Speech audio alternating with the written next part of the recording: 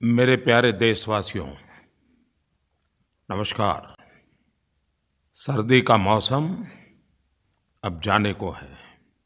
बसंत के मौसम ने हम सबके जीवन में दस्तक दे दी है। पतझड़ के बाद पेड़ों में नए पत्ते आने लगते हैं, फूल खिलते हैं, बाग बगीचे हरे भरे हो जाते हैं, पक्षियों का कलरव मन को भाने लगता है। फूल ही नहीं, फल भी पेड़ की शाखाओं पर खिली धूप में चमकते नजर आते हैं। ग्रीष्म ऋतु के फल, आम के मंजर बसंत में ही दिखने लग जाते हैं। वहीं खेतों में सरसों के पीले फूल किसानों को उम्मीदें बंधाते हैं। टेसू या पलाश के सुर्ख फूल होली के आने का संकेत करते हैं। अमीर खुसरो ने मौसम के इस बदलाव की पलों का बड़ा मजेदार वर्णन किया है। अमीर खुसरो ने लिखा है, फूल रही सरसों सकल बन, अम्बवा फूटे टेसू फूले, कोयल बोले डार डार। जब प्रकृति खुशनुमा होती है, मौसम सुहाना होता है, तो इंसान भी इस मौसम का पूरा लुत्फ़ उठाता है। वसंत पंचमी, महाशिवरात्रि और होली का त्योहार इंसान के जीवन में खुशियों के रंग डालता है। प्रेम, भाईचारा, मानवता से ओतप्रोत वातावरण में हम आखिरी महीने फाल्गुन को विदा करने वाले हैं और नए मास चैत्र का स्वागत करने को तैयार बैठे हैं। वसंत ऋतु इन्हीं 2 महीनों का तो संयोग है। मैं सबसे पहले तो देश के लाखों नागरिकों का इस बात से आभार व्यक्त करता हूँ कि मन की बात के पहले जब मैं सुझाव मांगता हूँ, ढेर सारे सुझाव आते हैं। नरेंद्र मोदी ऐप पर, ट्विटर पर, फेसबुक पर, डाक से। मैं इसके लिए सबका आभारी हूँ। मुझे शोभा जालान, उन्होंने नरेंद्र मोदी ऐप पर लिखा है कि बहुत सारी पब्लिक इसरो की उपलब्धियों के बारे में अवेयर नहीं है, और इसलिए उन्होंने कहा है कि मैं 104 सैटेलाइट्स के लॉन्च और इंटरसेप्टर मिसाइल के बारे में कुछ जानकारी दूं। शोभा जी, आपका बहुत बहुत आभार। ये भारत के गर्व की मिसाल को आपने याद किया। चाहे गरीबी से निपटना हो, बीमारियों से बचना हो, दुनिया से जुड़ना हो, ज्ञान जानकारियाँ पहुँचाना हो, टेक्नोलॉजी ने, विज्ञान ने अपनी जगह दर्ज करा दी है। 15 फरवरी 2017 भारत के जीवन में गौरवपूर्ण दिवस है। हमारे वैज्ञानिकों ने विश्व के सामने भारत का सर गर्व से ऊंचा किया है। और हम सब जानते हैं कि इसरो ने कुछ वर्षों में कई अभूतपूर्व मिशन को सफलतापूर्वक पूर्ण किए हैं। मंगल ग्रह पर मार्स मिशन, मंगलयान भेजने की कामयाबी के बाद अभी पिछले दिनों इसरो ने अंतरिक्ष के क्षेत्र में एक विश्व रिकॉर्ड बनाया। इसरो ने मेगा मिशन के जरिए एक साथ विभिन्न देशों, जिसमें America, Israel, Kazakhstan, Netherland, Switzerland, UAE और भारत भी, 104 सैटेलाइट्स अंतरिक्ष में सफलतापूर्वक लॉन्च किए। एक साथ 104 सैटेलाइट्स को अंतरिक्ष में भेजकर इतिहास रचने वाला भारत दुनिया का पहला देश बन गया। और ये भी खुशी की बात है कि यह लगातार 38वां पीएसएलवी का सफल लॉन्च है। यह न केवल इसरो के लिए बल्कि पूरे भारत के लिए एक ऐतिहासिक उपलब्धि है। इसरो की यह cost effective efficient space programme सारे दुनिया के लिए एक अजूबा बन गया है, और विश्व ने खुले मन से भारत के वैज्ञानिकों की सफलता को सराहा है। भाइयों बहनों, इन 104 में एक बहुत ही महत्वपूर्ण है कार्टोसैट 2D। ये भारत का सैटेलाइट है और इसके माध्यम से खींची हुई तस्वीरों, संसाधनों की मैपिंग, इंफ्रास्ट्रक्चर, विकास का आकलन, अर्बन डेवलपमेंट के प्लानिंग के लिए उसकी बहुत मदद मिलेगी। खास करके मेरे किसान भाई बहनों को देश में जो सभी जल स्रोत है, वो कितना है, उसका उपयोग कैसे हो सकता है, क्या-क्या ध्यान रखना चाहिए, इन सारे विषयों पर ये हमारा नया सैटेलाइट कार्टोसैट 2D बहुत मदद करेगा। हमारे सैटेलाइट ने जाते ही कुछ तस्वीरें भेजी हैं, उसने अपना काम शुरू कर दिया है। हमारे लिए ये भी एक खुशी बात है कि इस सारे अभियान का नेतृत्व हमारे युवा वैज्ञानिक, हमारी महिला वैज्ञानिक, उन्होंने किया है। युवाओं और महिलाओं की इतनी ज़बरदस्त भागीदारी इसरो की सफलता में एक बड़ा गौरवपूर्ण पहलू है। मैं देशवासियों की तरफ से इसरो के वैज्ञानिकों को बहुत-बहुत बधाई देता हूँ। आम जनता के लिए, राष्ट्र की सेवा के लिए अंतरिक्ष विज्ञान को लाने के अपने ऑब्जेक्टिव को वे सदैव बना रखा है और नित नए-नए कीर्तिमान भी वो रचते जा रहे हैं। हमारे इन वैज्ञानिकों को, उनकी पूरी टीम को हम जितनी बधाइयाँ दें, उतनी कम है। शोभा जी ने एक और भी सवाल पूछा है और वो है भारत की सुरक्षा के संबंध में। भारत ने एक बहुत बड़ी सिद्धि प्राप्त की है उसके विषय में। इस बात की ज़्यादा अभी चर्चा नहीं हुई है, लेकिन शोभा जी का ध्यान गया इस महत्वपूर्ण बात पर। भारत ने रक्षा के क्षेत्र में भी बैलिस्टिक इंटरसेप्टर मिसाइल का सफल परीक्षण किया है। इंटरसेप्शन टेक्नोलॉजी वाले इस मिसाइल ने अपने ट्रायल के दौरान जमीन से करीब-करीब 100 किलोमीटर की ऊंचाई पर दुश्मन की मिसाइल को ढेर करके सफलता अंकित कर दी। सुरक्षा के क्षेत्र में ये बहुत ही महत्वपूर्ण सिद्धि है और आपको जानकर के खुशी होगी, दुनिया के मुश्किल से 4 या 5 ही देश हैं कि जिन्हें ये महारत हासिल है। भारत के वैज्ञानिकों ने ये करके दिखाया और इसकी ताकत ये है कि अगर 2000 किलोमीटर दूर से भी भारत पर आक्रमण के लिए कोई मिसाइल आती है, तो ये मिसाइल अंतरिक्ष में ही उसको नष्ट कर देती है। जब नई टेक्नोलॉजी देखते हैं, कोई नई वैज्ञानिक सिद्धि होती है, तो हम लोगों को आनंद होता है। और मानव जीवन की विकास यात्रा में जिज्ञासा ने बहुत अहम भूमिका निभाई है। और जो विशिष्ट बुद्धि प्रतिभा रखते हैं, वो जिज्ञासा को जिज्ञासा के रूप में ही रहने नहीं देते हैं। वो उसके भीतर भी सवाल खड़े करते हैं, नई जिज्ञासाएं खोजते हैं, नई जिज्ञासाएं पैदा करते हैं और वही जिज्ञासा नई खोज का कारण बन जाता है। वे तब तक चैन से बैठते नहीं जब तक उसका उत्तर न मिले। और हजारों साल का मानव जीवन की विकास यात्रा का अगर हम अवलोकन करें, तो हम कह सकते हैं कि मानव जीवन की इस विकास यात्रा का कहीं पूर्ण विराम नहीं है। पूर्ण विराम असंभव है। ब्रह्मांड को, सृष्टि के नियमों को, मानवी के मन को जानने के प्रयास निरंतर चलता रहता है। नया विज्ञान, नई टेक्नोलॉजी उसी में से पैदा होती है और हर टेक्नोलॉजी, हर नया विज्ञान का रूप एक नए युग को जन्म देता है। मेरे प्यारे नौजवानों, जब हम विज्ञान और वैज्ञानिकों के कठिन परिश्रम की बात करते हैं, तो कई बार मैंने मन की बात में इस बात को कहा है कि हमारे युवा पीढ़ी का विज्ञान के प्रति आकर्षण बढ़ना चाहिए। देश को बहुत सारे वैज्ञानिकों की ज़रूरत है। आज का वैज्ञानिक आने वाले युगों में, आने वाली पीढ़ियों के जीवन में एक स्थायी बदलाव का कारण बनता है। महात्मा गांधी कहा करते थे, no science has dropped from the skies in a perfect form, all sciences develop and are built up through experience. पूज्य बापू ने ये भी कहा था, I have nothing but praise for the zeal, industry and sacrifice that have animated the modern scientists in the pursuit after truth.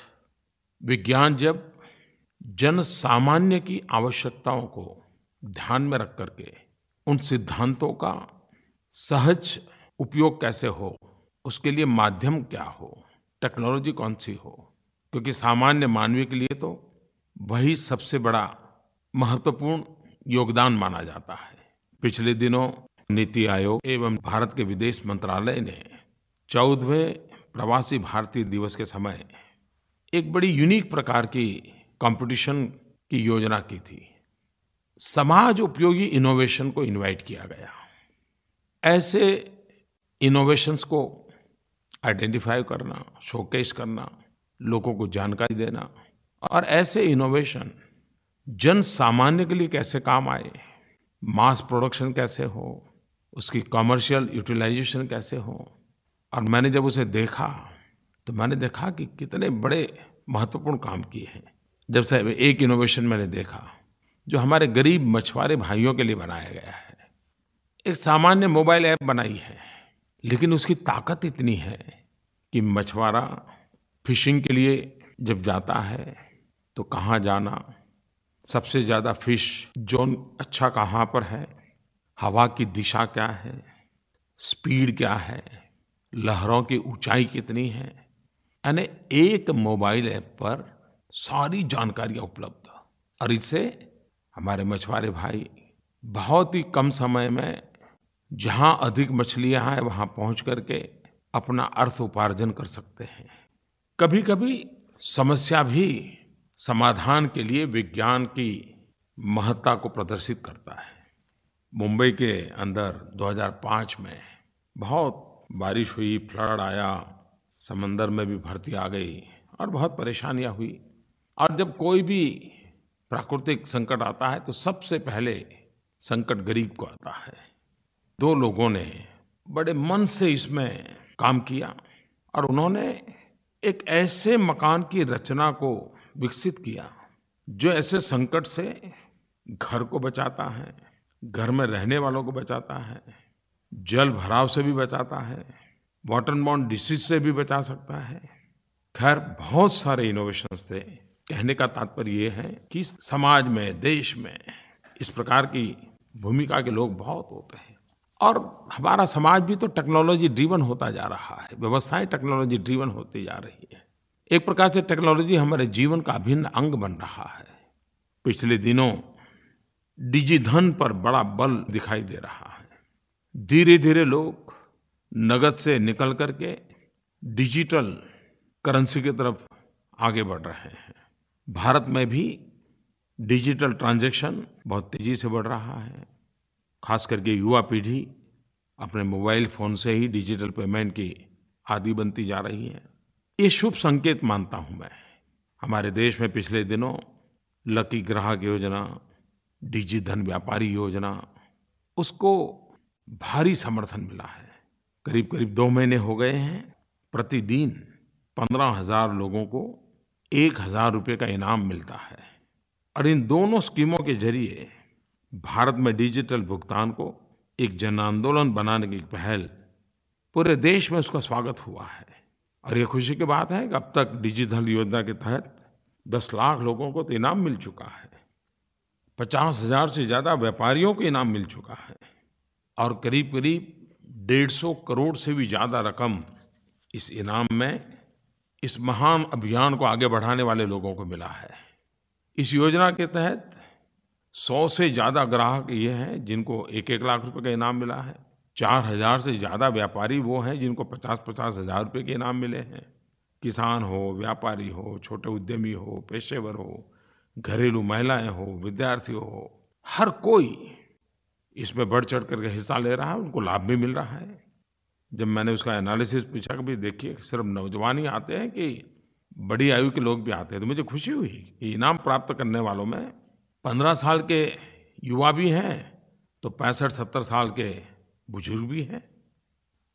Mysore से श्रीमान संतोष जी ने हर्ष जताते हुए नरेंद्र मोदी ऐप पर लिखा है कि उन्हें लकी ग्राहक योजना के तहत 1,000 रुपये का रिवॉर्ड मिला। लेकिन सबसे बड़ी बात जो उन्होंने लिखी है, जो मुझे लगता है कि मुझे शेयर करना चाहिए, उन्होंने कहा कि मुझे 1,000 रुपये का ये रिवॉर्ड मिला और उसी समय मेरे ध्यान में आया कि एक गरीब वृद्ध महिला का घर में आग लग गई थी, सामान जल गया था।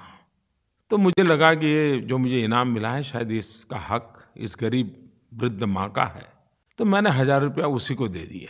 मुझे इतना संतोष मिला। संतोष जी, आपका नाम और आपका काम हम सबको संतोष दे रहा है। आपने एक बहुत बड़ा प्रेरक काम किया। दिल्ली के 22 वर्षीय कार चालक भाई सबीर, अब वो अपने कामकाज में नोटबंदी के बाद डिजिटल कारोबार से जुड़ गए और सरकार की जो लकी ग्राहक योजना थी, उनमें वो 1 लाख रुपए का इनाम मिल गया।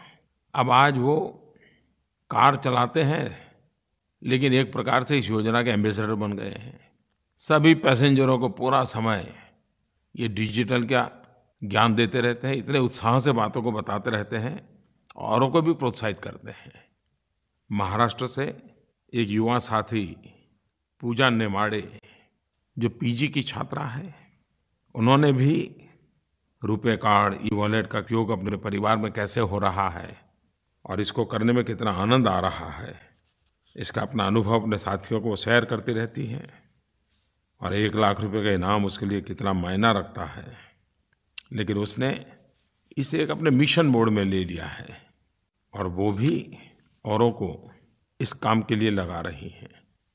मैं देशवासियों से, देश के युवकों से खास करके, और इस लकी ग्राहक योजना या तो डिजी धन व्यापार योजना, उन्हें जो इनाम मिला है, उनसे मैं आग्रह करूंगा कि आप स्वयं इसके एम्बेसडर बनिए, इस आंदोलन का आप नेतृत्व कीजिए, आप इसको आगे बढ़ाइए। और ये काम एक प्रकार से भ्रष्टाचार और काले धन के खिलाफ जो लड़ाई है, इसमें बहुत बड़ा अहम भूमिका है इसकी। इस काम में जुड़े हुए हर कोई, मेरी दृष्टि से देश में एक नई एंटी करप्शन कैडर है। एक प्रकार से आप शुचिता के सैनिक हैं।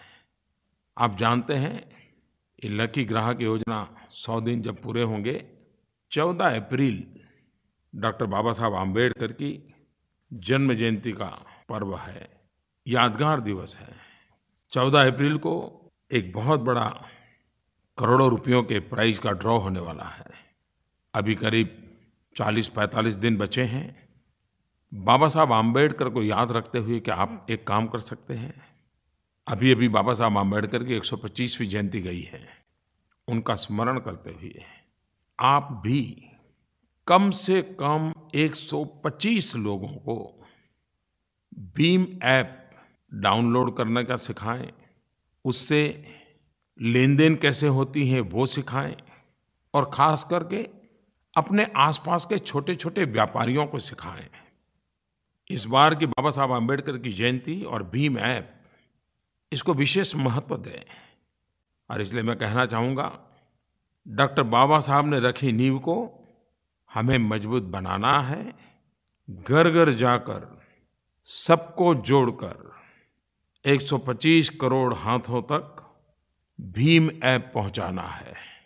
पिछले 2-3 महीने से ये जो मूवमेंट चला है, उसका असर ये है कि कई टाउनशिप, कई गांव, कई शहरों में बहुत ही सफलता प्राप्त हुई है।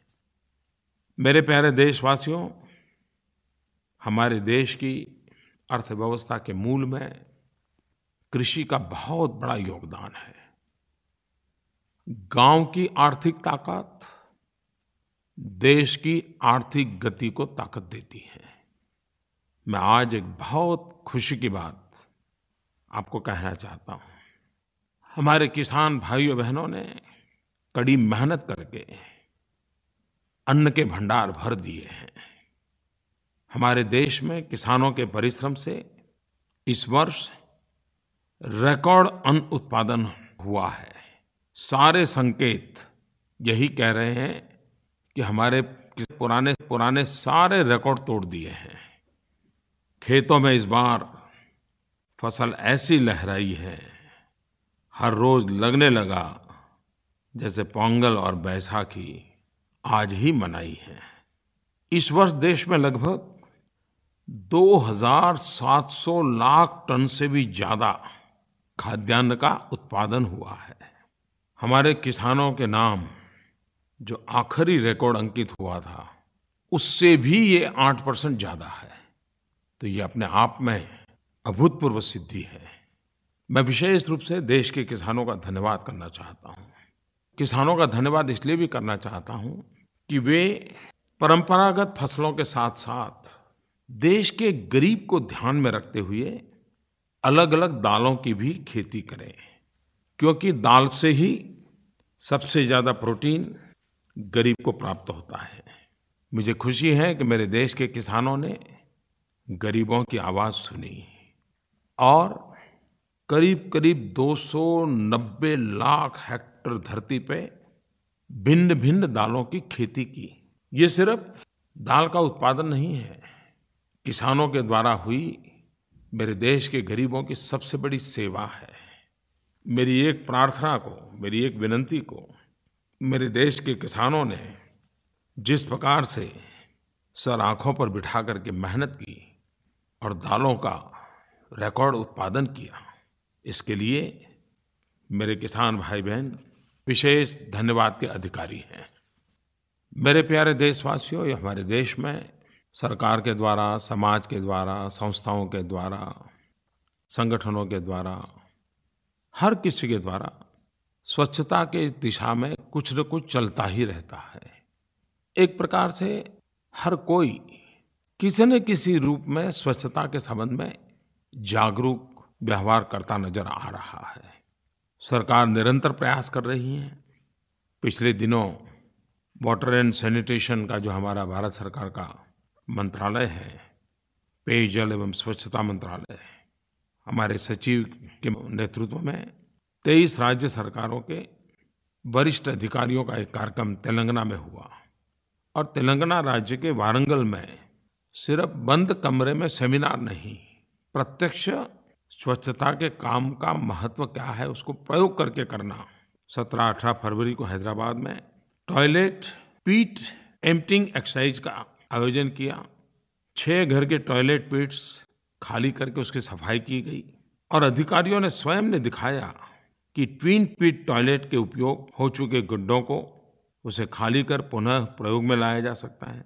उन्होंने यह भी दिखाया कि यह नई टेक्निक के शौचालय कितने सुविधाजनक हैं और इन्हें खाली करने में सफाई को लेकर के कोई असुविधा महसूस नहीं होती है, कोई संकोच नहीं होता है। जो साइकोलॉजिकल बैरियर होता है वो भी आड़े नहीं आता है और हम भी और सामान्य सफाई करते हैं वैसे ही एक टॉयलेट के गड्ढे साफ कर सकते हैं। और इस प्रयास का परिणाम हुआ, देश के मीडिया ने इसको बहुत प्रचारित भी किया, उसको महत्व भी दिया और स्वाभाविक है जब एक आईएएस अफसर खुद टॉयलेट के गड्ढे को सफाई करता हो तो देश का ध्यान जाना बहुत स्वाभाविक है। और ये जो टॉयलेट पीट की सफाई है और उसमें से जो जिसे हम कूड़ा कचरा मानते हैं, लेकिन खाद की दृष्टि से देखें तो एक प्रकार से ये काला सोना होता है। वेस्ट से वेल्थ क्या होती है ये हम देख सकते हैं और ये सिद्ध हो चुका है। 6 सदस्यीय परिवार के लिए एक स्टैंडर्ड ट्विन पिट टॉयलेट, ये मॉडल लगभग 5 वर्ष में भर जाता है। इसके बाद कचरे को आसानी से दूर कर दूसरे पिट में रीडायरेक्ट किया जा सकता है। 6-12 महीनों में पिट में जमा कचरा पूरी तरह से डिकम्पोज हो जाता है। यह डिकम्पोज कचरा हैंडल करने में बहुत ही सुरक्षित होता है और खाद्य की दृष्टि से अत्यंत महत्वपूर्ण खाद्य एनपीके, किसान भली भांति एनपीके से परिचित है, नाइट्रोजन, फास्फोरस, पोटेशियम, ये पोषक तत्वों से पूर्ण होता है और यह कृषि क्षेत्र में बहुत ही उत्तम खाद्य माना जाता है। जिस प्रकार से सरकार ने ये इनिशिएटिव लिया है और हमें भी बहुत इनिशिएटिव ऐसे प्रयोग किए होंगे और अब तो दूरदर्शन में स्वच्छता समाचार का एक विशेष कार्यक्रम आता है, उसमें ऐसी बातें जितनी उजागर होगी उतना लाभ होगा। सरकार में भी अलग अलग डिपार्टमेंट स्वच्छता पखवाड़ा रेगुलर मनाते हैं। मार्च महीने के प्रथम पखवाड़े में महिला और बाल विकास मंत्रालय, उनके साथ जनजाति विकास मंत्रालय, ट्राइबल अफेयर्स मिनिस्ट्री, ये स्वच्छता अभियान को बल देने वाले हैं। और मार्च के दूसरे पखवाड़े में और 2 मंत्रालय, मिनिस्ट्री ऑफ शिपिंग, पोत परिवहन मंत्रालय और ministry of water resource, river development and Ganga rejuvenation, ये मंत्रालय भी मार्च के आखिरी 2 सप्ताह स्वच्छता अभियान को आगे बढ़ाने वाला है। हम जानते हैं कि हमारा देश का कोई भी नागरिक जब भी कुछ अच्छा करता है तो पूरा देश एक नई ऊर्जा का अनुभव करता है, आत्मविश्वास को बढ़ाता है। रियो पैरालंपिक में हमारे दिव्यांग खिलाड़ियों ने जो प्रदर्शन किया, हम सब ने उसका स्वागत किया था।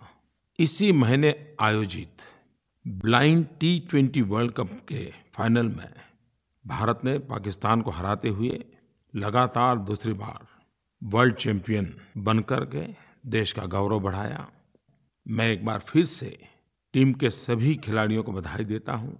देश को हमारे इन दिव्यांग साथियों की उपलब्धि पर गर्व है। मैं ये हमेशा मानता हूँ कि दिव्यांग भाई-बहन सामर्थ्यवान होते हैं, दृढ़ निश्चयी होते हैं, साहसिक होते हैं, संकल्पवान होते हैं। हर पल हमें उनसे कुछ न कुछ सीखने को मिलता है। बात चाहे खेल की हो या अंतरिक्ष विज्ञान की, हमारे देश की महिलाएं किसी से पीछे नहीं हैं। कदम से कदम मिला करके आगे बढ़ रही हैं और अपनी उपलब्धियों से देश का नाम रोशन कर रही हैं। पिछले कुछ दिनों में एशियाई रग्बी सेवन्स ट्रॉफी हमारी महिला खिलाड़ियों ने सिल्वर मेडल जीता। उन सभी खिलाड़ियों को मेरी ढेर सारी बधाइयाँ। 8 मार्च पूरा विश्व महिला दिवस मनाता है। भारत में भी बेटियों को महत्व देने, परिवार और समाज में उनके प्रति जागरूकता बढ़े, संवेदनशीलता बढ़े, बेटी बचाओ बेटी पढ़ाओ, ये आंदोलन तेज गति से आगे बढ़ रहा है। आज ये सिर्फ सरकारी कार्यक्रम नहीं रहा है, ये एक सामाजिक संवेदना का, लोक शिक्षा का अभियान बन गया है। विगत 2 वर्षों के दौरान इस कार्यक्रम ने आम जनमानस को जोड़ लिया है। देश के प्रत्येक कोने में इस ज्वलंत मुद्दे पर लोगों को सोचने पर मजबूर किया है और बरसों से चली आ रही पुराने रीति रिवाजों के प्रति लोगों की सोच में बदलाव लाया है। जब ये समाचार मिलते हैं कि बेटी के जन्म पर उत्सव मनाया गया, इतना आनंद आता है। एक प्रकार से बेटियों के प्रति सकारात्मक सोच सामाजिक स्वीकृति का कारण बन रही है। मैंने सुना है कि तमिलनाडु राज्य के कुड्डलोर जिले ने एक विशेष अभियान के तहत बाल विवाह पर रोक लगाई। अब तक करीब 175 से ज़्यादा बाल विवाह रोके जा चुके हैं। जिला प्रशासन ने सुकन्या समृद्धि योजना के अंतर्गत करीब 55-60 हज़ार से ज़्यादा बेटियों के बैंक अकाउंट खोले हैं। जम्मू कश्मीर के कठुआ जिले में कन्वर्जेंस मॉडल के तहत समस्त विभागों को बेटी बचाओ बेटी पढ़ाओ योजना में जोड़ा है और ग्राम सभाओं के आयोजन के साथ साथ जिला प्रशासन द्वारा अनाथ बच्चियों को गोद लेना, उनकी शिक्षा सुनिश्चित करना, इसके भरपूर प्रयास हो रहे हैं। मध्य प्रदेश में हर घर दस्तक के कार्यक्रम अंतर्गत गांव-गांव, घर-घर बेटियों की शिक्षा के लिए एक अभियान चलाया जा रहा है। राजस्थान ने अपना बच्चा अपना विद्यालय अभियान चला करके जिन बालिकाओं का ड्रॉप आउट हुआ था, उनको पुनः स्कूल में भर्ती कराना, फिर से पढ़ने के लिए प्रेरित करने का अभियान चलाया है। कहने का तात्पर्य ये है कि बेटी बचाओ बेटी पढ़ाओ इस आंदोलन ने भी अनेक रूप धारण किए हैं। पूरा आंदोलन जन आंदोलन बना है। नई नई कल्पनाएं उसके साथ जुड़ी हैं। स्थानीय आवश्यकताओं के अनुसार उसको मोड़ा गया है। मैं इसे एक अच्छी निशानी मानता हूँ। जब हम 8 मार्च को महिला दिवस मनाने वाले हैं, तब हमारा एक ही भाव है, महिला वो शक्ति है, सशक्त है, वो भारत की नारी है। न ज़्यादा में न कम में, वो सब में बराबर की अधिकारी है। मेरे प्यारे देशवासियों, आप सबको मन की बात में समय समय पर कुछ न कुछ संवाद करने का अवसर मिलता है। आप भी सक्रियता के साथ जुड़ते रहते हैं। आपसे मुझे बहुत कुछ जानने को मिलता है। धरती पर क्या चल रहा है, गांव गरीब के मन में क्या चल रहा है, वो मुझ तक पहुंचता है। आपके योगदान के लिए मैं आपका बहुत आभारी हूँ। बहुत बहुत धन्यवाद।